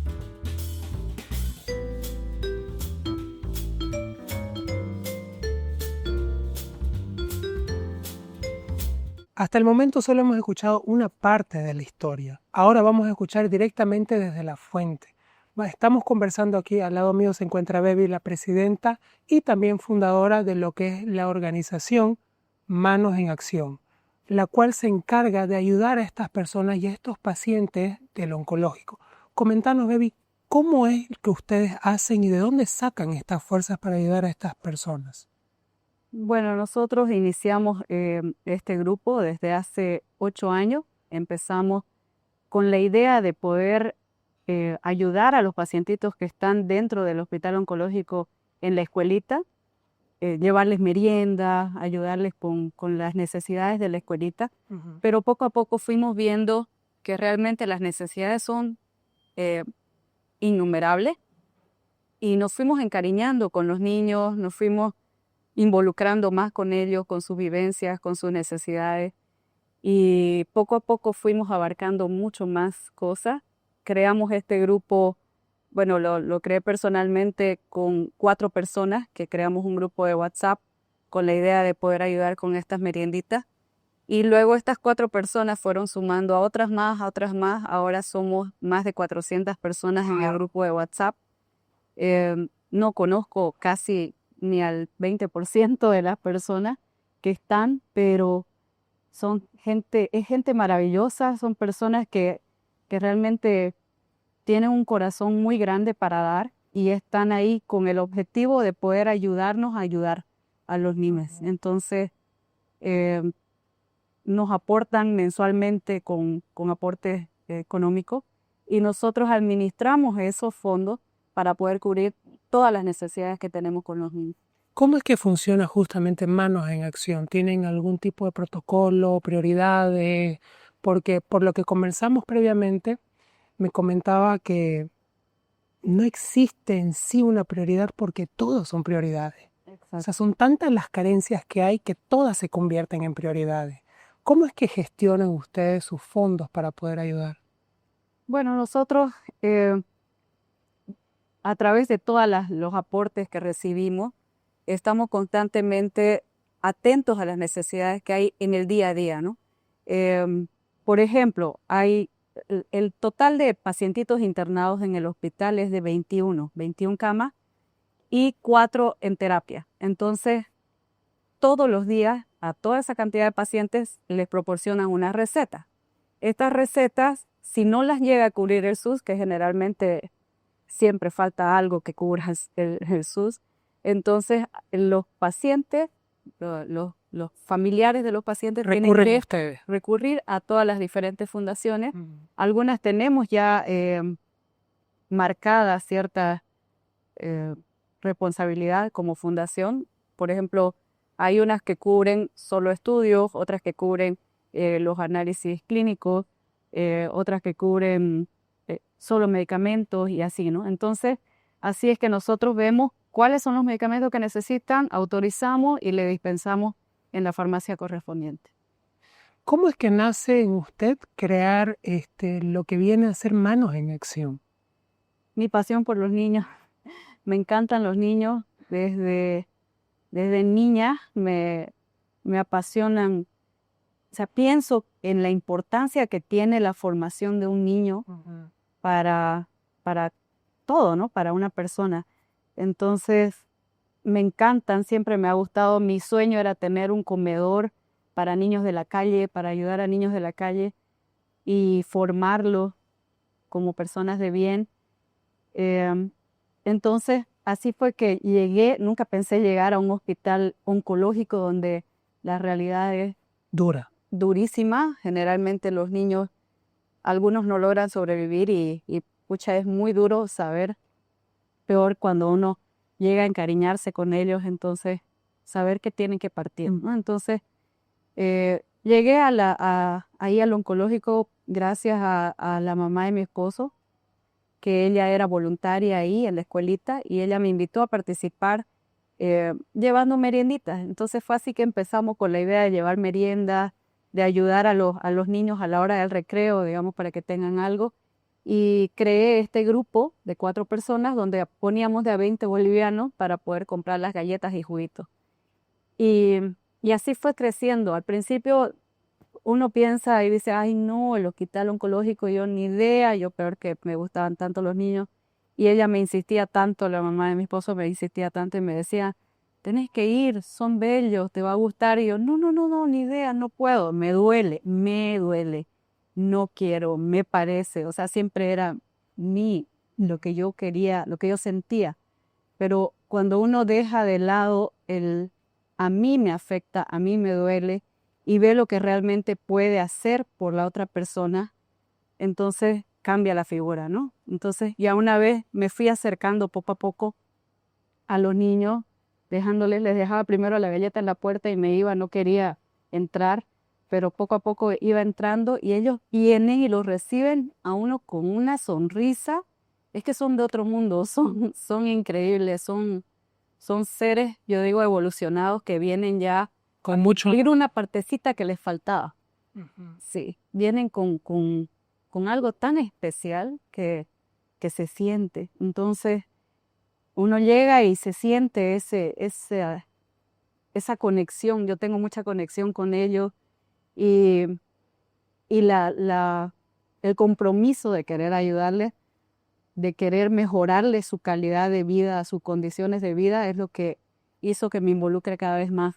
Y fui viendo más necesidades, qué más necesitan. Necesitan un parque, no tenían dónde jugar, tenían un tobogán todo roto. Entonces, campaña para hacer un parque. Se sumó mucha gente, logramos hacer un parque divino. Después, ¿qué más necesitan? Pucha, las mamás no tienen dónde comer a la hora del almuerzo, tienen sillas sobre el piso, digamos, no toco sobre el piso, entonces igual pongámosle un comedor, campaña para hacer un comedor. Después nos sumamos entre varias fundaciones, hicimos la ampliación de la escuelita, o sea, y así fuimos viendo cada cosa, cada necesidad, y ahora somos, como les decía, más de 400 personas y se han ampliado nuestros programas. Ya somos una fundación legalmente establecida con personería jurídica y nuestra intención es poder llegar a abarcar empresas o personas que quieran como responsabilidad social ayudarnos a ayudar, porque los programas que tenemos son diversos. No solo ayudamos con medicamentos ahora, no solo ayudamos con la escuelita, con las cosas que necesitan en la escuelita, ayudamos también con los almuerzos. Llevamos desde hace 4 años almuerzos, casi 5 años ya. Todos los días, de lunes a lunes, sin importar feriados ni nada, a los papás de los pacientes internados, porque los pacientitos tienen una alimentación específica en el hospital, pero los papás no cuentan con este almuerzo que se les da en el hospital. Entonces hay familias que son de tan escasos recursos que a veces no tienen las condiciones para comprar, que el comprarse un plato de comida en 15, 20 pesos, que ahora todo está tan caro, significa quitarle un medicamento a su hijo. Claro. Entonces nosotros, en ese afán de poder ayudar a la familia, les llevamos diariamente entre 30 a 35 platos diarios de comida para todos los papás de los pacientes internados. Cuando llegó el caso de Natalia a su conocimiento, ¿cómo fue que usted se involucró junto con Manos en Acción? Al igual que lo hacemos con todos los pacientitos que nos piden la ayuda, nosotros empatizamos mucho con el sufrimiento, con la lucha que tienen las mamás. Yo admiro muchísimo a las mamás, siempre les digo mi admiración profunda, porque realmente es muy duro tener que acompañar a un hijo, a un pequeño. Los niños son guerreros, son valientes, pero el sufrimiento no es solamente del paciente, es de la familia completa. Entonces, empatizo mucho con eso. Cuando nos piden, me cuesta decir que no, como sea, ayudamos, como fue en el caso de Natalia, como es el caso de muchas mamás que acuden a nosotros y nos piden ayuda tanto en medicamentos como en muchas cosas. Por ejemplo, los pacientes que vienen de lejos, como en el caso de Natalia y de otros pacientitos que vienen de lugares más alejados, les ayudamos y colaboramos con los pasajes para que no abandonen estos tratamientos, ¿no? Y en el caso de Natalia igual ayudamos con los pasajes solidarios. Esa fue una del apoyo que Natalia nos pidió, que ella quería intentar En otro país. un tratamiento fuera del país. Ujú. Y ayudamos con los vuelos solidarios, gracias a una aerolínea que nos ayuda, nos colabora mucho. Y bueno, así fue que hemos ayudado no solamente en el caso de de Nathan, sino en el caso de muchos pacientitos que hemos logrado mandar fuera del país para que les puedan hacer un tratamiento alternativo con una esperanza de vida. Hoy por hoy, baby, ¿qué le gustaría decirle a la población que quizás no sabe para que pueda ayudarlos a ustedes a ayudar a los demás? Bueno, yo creo que todas las personas en algún momento estamos tan enfocados en nuestro diario vivir que a veces pensamos que nuestros problemas son graves, son grandes, son insolucionables. Los invito a ir a pasarse un día por el hospital oncológico, a darse una vuelta por los pasillos y ver la realidad que viven ahí las familias, los niños, y van a darse cuenta que realmente lo que uno pasa es tremendo. Lo que uno vive comparado con ellos es nada. Es nada. Entonces, a estar agradecidos por la salud, a estar agradecidos por todas las bendiciones que recibimos desde que abrimos los ojos. Entonces, y poder invitarlos también a que salgamos un poquito de eso y pensemos en cómo poder ayudar a estas personas. Si ahora la situación, cada uno de nosotros, yo creo que hemos notado que la situación económica está más difícil para todos nosotros, imagínense para estas personas que realmente pasan una batalla tan dura, no es fácil. Hay quimioterapias que llegan a costar 10.500 bolivianos cada dosis. Imagínense a una familia de escasos recursos tener que conseguir ese monto, es imposible. Entonces ¿qué hago? ¿De dónde consigo o dejo ir a mi hijo, digamos, ¿no? Entonces, ¿abandonan el tratamiento o qué hacen? Entonces, lo que nosotros tratamos de hacer como fundación es tratar de ayudar a que los pacientes no abandonen el tratamiento, que sigamos con la lucha, que sigamos ayudándole. Y esto se consigue con la empatía de la gente, con la solidaridad. Si todos, es que el grupo es increíble. Si quieren participar, los invito a todos los que quieran. Es un grupo de WhatsApp. Yo voy agregando así a personas que quieran. Y van a ver las cosas increíbles que logramos con solo dar 20 bolivianos mensuales. Porque todo suma, cada peso suma y llegamos a cubrir medicamentos, almuerzos. Y aparte algo muy importante que tenemos también, que es algo increíble, es un albergue temporal que en el Hogar Cuatro Vientos hicimos un convenio para que nos puedan ceder este espacio, que es increíble este lugar, la infraestructura es hermosa para ellos, donde ahí acogemos a todas las familias que vienen de otros departamentos, porque el hospital oncológico es el único a nivel nacional, el único hospital oncológico público. Entonces recibimos a todos los pacientes que vienen de otros departamentos, de otros pueblos, y se quedan en nuestro albergue mientras hacen el tratamiento en el hospital. ¿Para qué? Para evitar que no haya el abandono de tratamiento, porque hay familias que se vienen desde Sucre y tienen que ir una semana, están internados, otra semana tienen que ir a descansar, vuelven otra semana para recibir otras quimios y a veces no tienen ni para el pasaje. Entonces, no vuelven, no sabemos más de ellos o vuelven cuando ya es demasiado tarde. Entonces, para evitar eso, les damos el albergue ahí, les damos alimentación, techo, comodidades, transporte al hospital y viceversa. Entonces, eso es algo que también cubrimos con los fondos del grupo. Son varios programas que hacemos. ¿Puede decirnos el número en el cual ellos las personas que nos estén viendo pueden ser partícipes? Claro que sí, mi número es el 6789-6223. Pueden escribirme si es que quieren participar, con gusto yo los voy a atender, los voy a agregar al grupo, les voy a explicar cómo funciona y realmente van a ver, hay mucha gente que me dice, yo siempre quise ver la forma de cómo llegar al hospital, cómo ayudar, pero a veces no confían o no saben cómo hacerlo. Entonces, tienen miedo. A ver, exacto, o tienen miedo o se sienten igual vulnerables de poder ver. O abrumados también por todo lo que sucede, ¿no? Pero pero a través de nosotros ven, porque yo siempre en el grupo estoy informándoles, comunicándoles lo que necesitan, lo que les compramos, lo que se les entrega, les estoy rindiendo cuentas para que vean que realmente los aportes que hacen llegan a las personas que realmente lo están necesitando. Y la satisfacción es increíble, ¿no? De ver que realmente cuando tocan una campana compartimos, lo festejamos, lo celebramos todos en el grupo, y cuando se van también nos conmovemos mucho y oramos y pedimos por el descanso de los pequeños, porque muchos han visto cómo paso a paso hemos acompañado con el tratamiento a cada uno de ellos, y la satisfacción de saber que por lo menos les dimos calidad de vida, ¿no? Porque muchas veces no logramos celebrar con todos, pero como en el caso de nuestro pequeño Nathan, pero saber de que la mamá pudo disfrutar unos meses más con ese pequeño, que pudo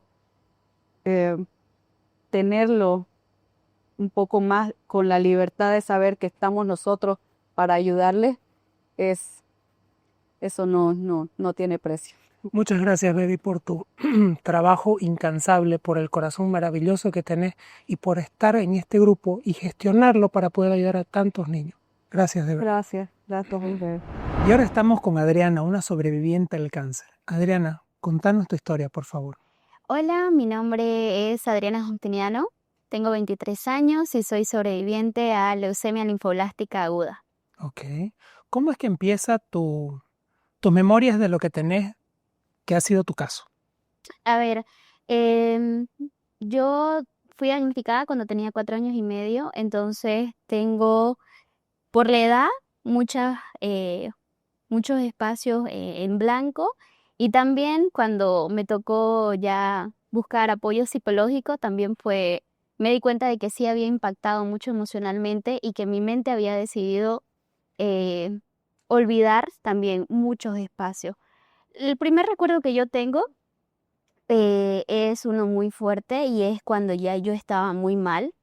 Por la enfermedad llegó un momento en el que yo no podía hablar porque tenía unas ampollitas en la boca, a veces eso se da por el tratamiento. Ya yo no podía caminar y me dolía mucho cuando las personas me tocaban para levantarme.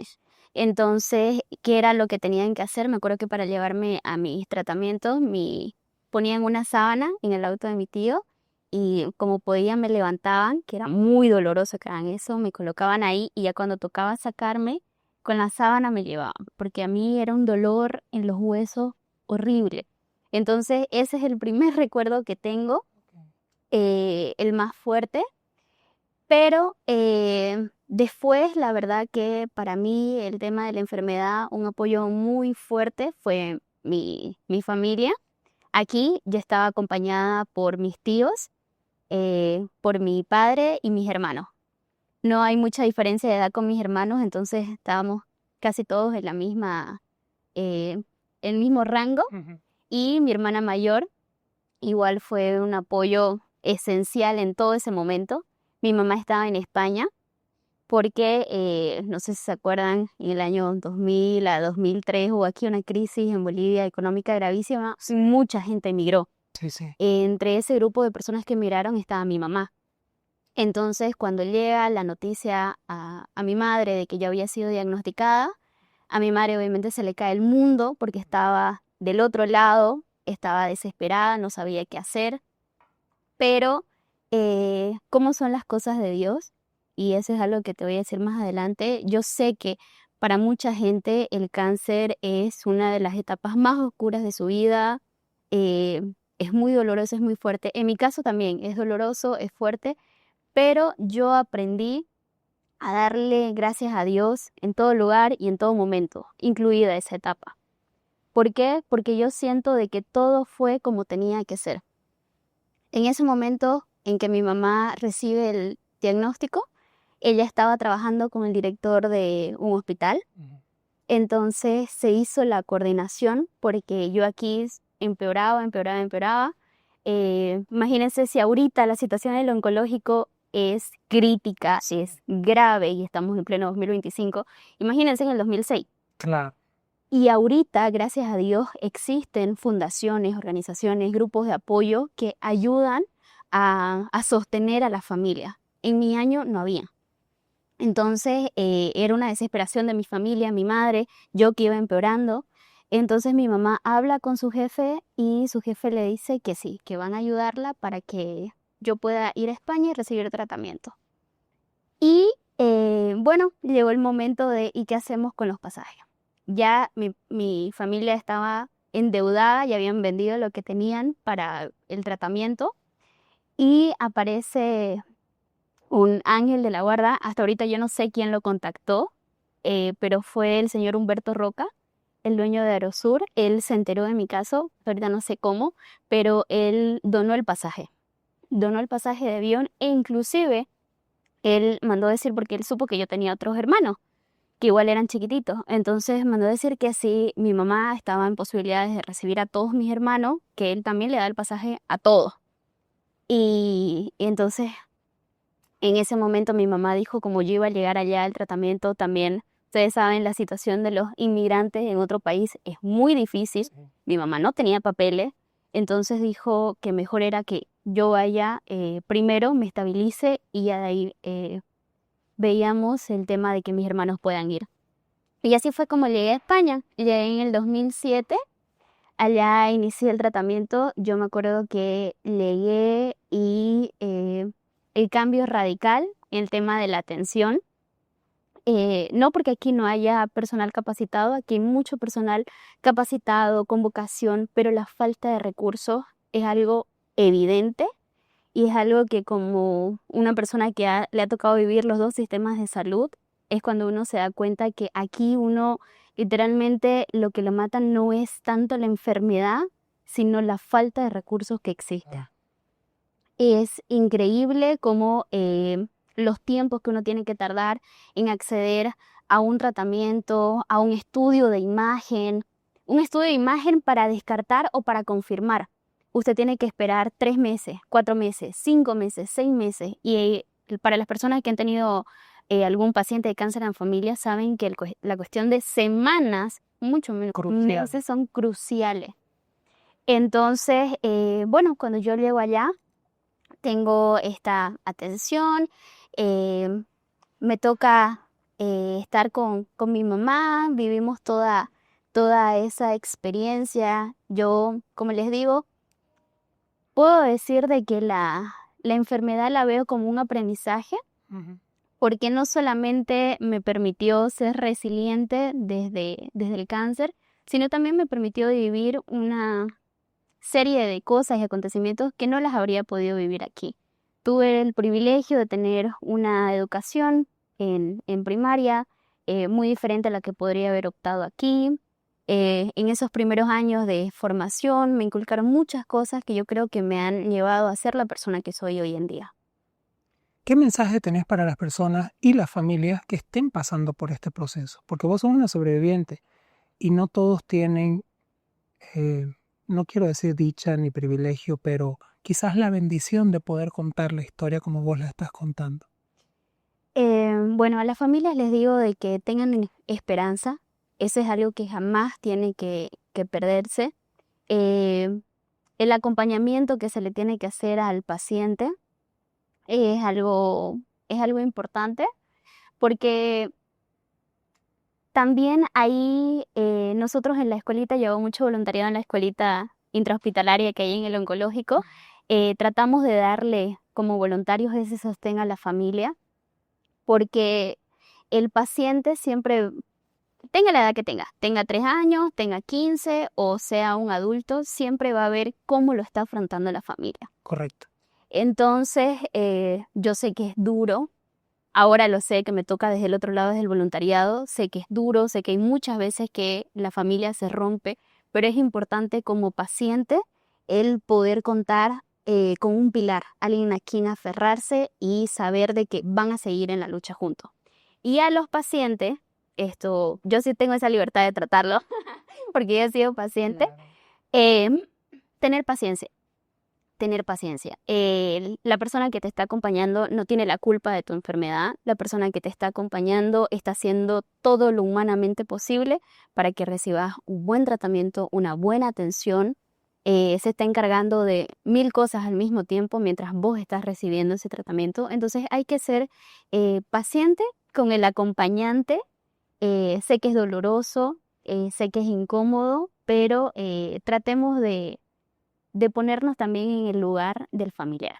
Y te digo porque ahorita que hago voluntariado, tengo algunos adolescentes medio rebeldes que las tratan mal a sus mamás o a sus papás. Bueno. Mucho de eso tiene que ver con la quimio. A veces la quimio les provoca esa reacción de volverse más aburridos, así. Pero nada justifica tratar mal a tu mamá ni a tu papá. Así que ese es mi mensaje, ser pacientes. El cáncer es una enfermedad que se puede vencer, que se puede recuperar, siempre y cuando sea diagnosticado a tiempo. Entonces, ese es el mensaje que le doy. Y a la sociedad en general es el agradecimiento, porque he visto que cada vez hay mayor apoyo a las fundaciones y a los grupos de voluntariado que existen en el oncológico. Y eso marca una gran diferencia. El que hoy en día tengamos más niños que tocan la campana, tengamos a más adolescentes que están entrando a la universidad, es el reflejo del trabajo que hacen estos grupos de voluntariado. No solamente en la parte de los medicamentos, que es vital, en cubrir los costos de estudios de imagen, sino también existen grupos como Manos en Acción, que ayudan a personas que son de otras provincias o de otros departamentos con el tema del hospedaje. Una persona que ha tenido un paciente internado sabe lo que se gasta en cubrir todas esas cosas, y hay cosas tan elementales a veces que se olvida el acompañante, se olvida la mamá o el papá de comer. Claro. O a veces sí se acuerda de comer, pero ya no tiene esos 12 bolivianos, no tiene esos 15 bolivianos. ¿Y por qué fue que comenzaron, por ejemplo, las iniciativas de Manos en Acción, Pintando Esperanza y Nutrir la Vida, de hacer estos almuerzos para los papás? Que muchos dicen, cuando se hacen las campañas para recaudar fondos, todo el mundo piensa que va a ser únicamente para los medicamentos, pero aquí hay una parte que no se ve, y es el tema de que a veces los papás se enfermaban. Ellos llegaban a enfermarse grave porque no comían por 2, 3 días, uno porque estaban muy enfocados en su hijo, otro porque ya no había plata. Entonces llegaron estas fundaciones a cubrir hasta esos pequeños espacios. ¿Algo más que quisieras decirle a la gente?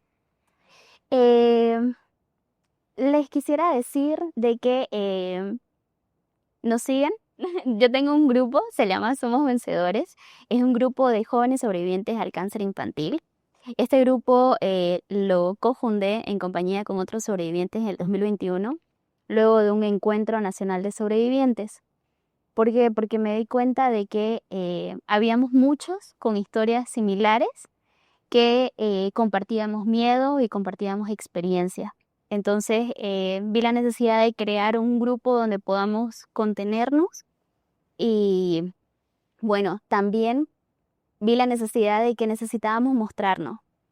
Pasaba mucho, y yo lo viví eso cuando era niña, de que nos hablaban de que habían sobrevivientes, pero era más o menos un mito. Decían, hay sobrevivientes, pero nadie mostraba. ¿Dónde están? Nadie mostraba sobrevivientes. Yo me acuerdo una vez estaba con una voluntaria en España, y yo estaba muy mal, y estaba charlando con ella porque ella ni pintar. Ella pintaba por mí mi dibujo. Y le dije, quiero decirte algo, aprovechando que no estaba la doctora ni mi mamá. Yo me voy a morir. Y ella, obviamente, la agarró en curva la pregunta y me dijo, estás en tratamiento, ya vas a ver, yo sé que ahorita estás más delicadita, pero así es, no sé qué. Y me dijo, y hay muchos niños que sobreviven. Y yo le dije, ¿quién es? ¿Conoces a alguien que haya sobrevivido? Y él me dijo, sí, yo conozco. Y yo, pero yo no los he visto. Entonces, bueno, de ahí pasó, esa conversación quedó ahí, pero a mí siempre me quedó esa espinita de yo no conozco a nadie. E inclusive cuando yo sobreviví a la enfermedad, cuando yo vuelvo de España, yo no conocía a otro sobreviviente. Y es en este encuentro nacional donde veo que hay chicos de todas las edades que también sobrevivieron, otros chicos que hicieron su tratamiento en Brasil, chicos que hicieron su tratamiento aquí en Bolivia y también sobrevivieron. Y yo dije, wow, o sea, no soy la única, hay más personas que me entienden. Y me puse a pensar y dije, y los niños que están ahorita tienen la misma pregunta, la misma incógnita de ¿y dónde están los sobrevivientes? ¿Qué pasa con ellos? Entonces dije, no, tenemos que mostrarnos, tenemos que hacer un grupo y hacer actividades y mostrarle a la gente que cada vez que apoya una campaña para comprar un medicamento, para comprar algo para los niños con cáncer, tiene como resultado que hoy existan sobrevivientes. En mi caso fue Humberto Roca, que se enteró del caso de una niña que estaba pasando por esto y dijo, le doy un pasaje.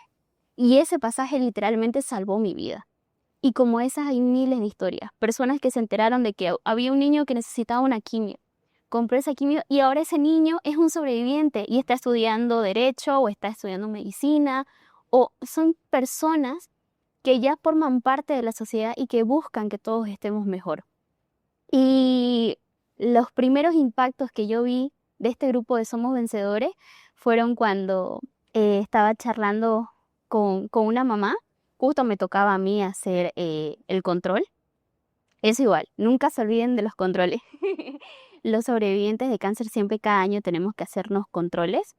Entonces yo estaba ahí en pediatría, porque yo me sigo atendiendo en pediatría. Bueno, ya, eso es historia aparte, no sé si quieres que te cuente, porque ya no puedo hacerme controles en el oncológico. Si quieres, porque es medio... ¿Me qué? medio polémico. Entonces no. Pero bueno, entonces yo estaba ahí, todavía tenía 18, entonces me dice, la mamá está así con sus ojitos rojos y me dice, ¿cómo se llama su niña? ¿Cuántos años tiene? Y digo, no, yo vengo a hacerme control. Y me dice, ¿usted? Y yo, sí, lo que pasa es que yo soy sobreviviente, entonces tengo que hacerme cada año los controles. Y me mira la mamá y me dice, ¿usted es sobreviviente? Y lo primero que hace es, me toca el brazo. A ver si eso es real. Ajá, me dice, ¿usted es sobreviviente? Y sus ojos así de nuevo se le llenan de lágrimas.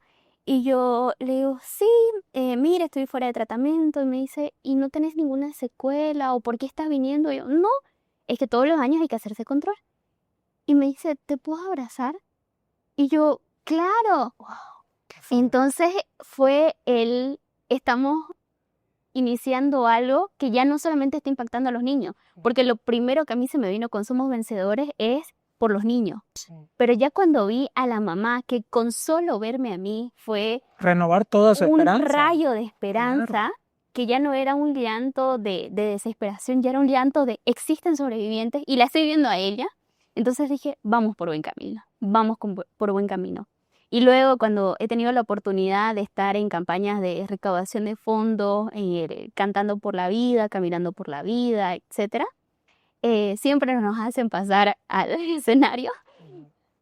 Y ahí veo a los pequeños, grandes donantes, a todos cómo también logran ver el impacto de sus acciones en nuestra vida. Y creo que eso es muy importante. Cada quien tiene su proceso, cada sobreviviente tiene su proceso. Hay algunos que terminan y no quieren saber, no se juntan ni con otros sobrevivientes, ni vuelven al hospital, ni quieren escuchar nada, y es totalmente válido. Sí.